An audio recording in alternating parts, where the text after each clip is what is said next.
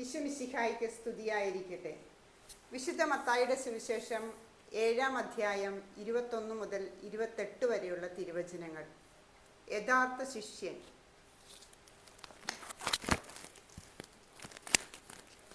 യഥാർത്ഥ ശിഷ്യൻ. കർത്താവേ, കർത്താവേ എന്ന് എന്നോട് വിളിച്ചപേക്ഷിക്കുന്നവനല്ല, എൻ്റെ സ്വർഗസ്ഥനായ പിതാവിൻ്റെ ഇഷ്ടം നിറവേറ്റുന്നവനാണ് സ്വർഗരാജ്യത്തിൽ പ്രവേശിക്കുക.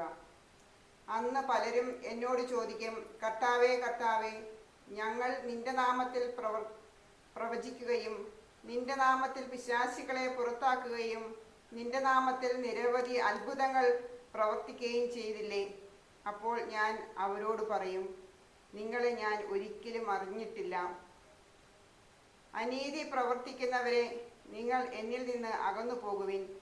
എൻ്റെ ഈ വചനങ്ങൾ ശ്രവിക്കുകയും അവ അനുസരിക്കുകയും ചെയ്യുന്നവൻ പാറമേൽ ഭവനം പണിത് വിവേകമതിയായ മനുഷ്യന് തുല്യനായിരിക്കും. മഴ പെയ്തു വെള്ളപ്പൊക്കമുണ്ടായി, കാറ്റൂതി അത് ഭവനത്തിന്മേൽ ആഞ്ഞടിച്ചു, എങ്കിലും അത് വീണില്ല. എന്തുകൊണ്ടെന്നാൽ അത് പാറമേൽ സ്ഥാപിതമായിരുന്നു.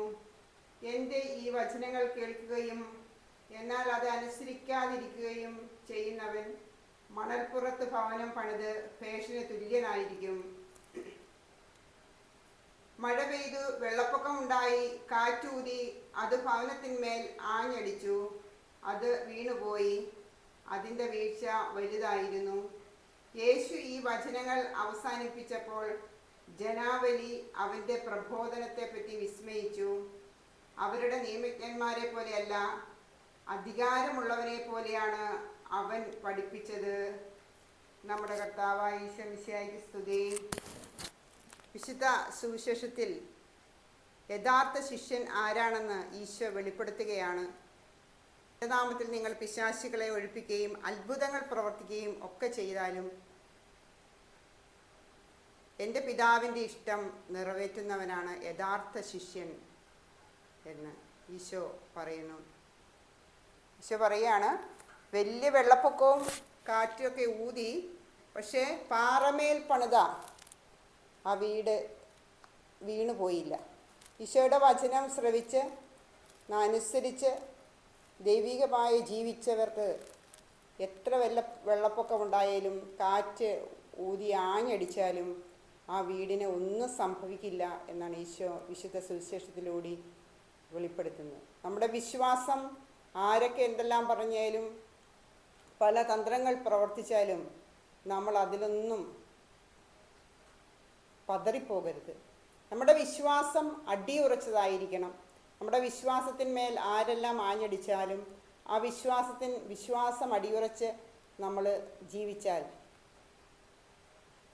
നമ്മൾ ഒരിക്കലും ഒരു വെള്ളപ്പൊക്കമോ ഒരു കാറ്റോ നമ്മുടെ മേൽ വന്ന് പതിച്ചാലും നമുക്കൊന്നും സംഭവിക്കില്ല എന്ന് വിശുദ്ധ സുവിശേഷത്തിൽ ഈശോ വെളിപ്പെടുത്തുന്നു. യഥാർത്ഥ ശിഷ്യർ ആരാണെന്ന് ഈശോ ഇവിടെ വെളിപ്പെടുത്തുകയാണ്. വിശ്വാസം അടിയുറച്ച വിശ്വാസത്തിൽ ജീവിക്കുന്നവനാണ് യഥാർത്ഥ ശിഷ്യൻ. എന്തെല്ലാം പ്രതിസന്ധികൾ നമ്മുടെ ജീവിതത്തിൽ വന്നാലും ഈശോയെ മുറുക്കെ പിടിച്ച് ജീവിതകാലം മുഴുവൻ പതറാതെ വിശ്വാസത്തെ മുറുക്കെ പിടിച്ച് ജീവിക്കുന്നവനാണ് യഥാർത്ഥ ശിഷ്യനെന്ന് ഈശോ വിശുദ്ധ ഗ്രന്ഥത്തിലൂടെ നമ്മളെ പഠിപ്പിക്കുന്നു.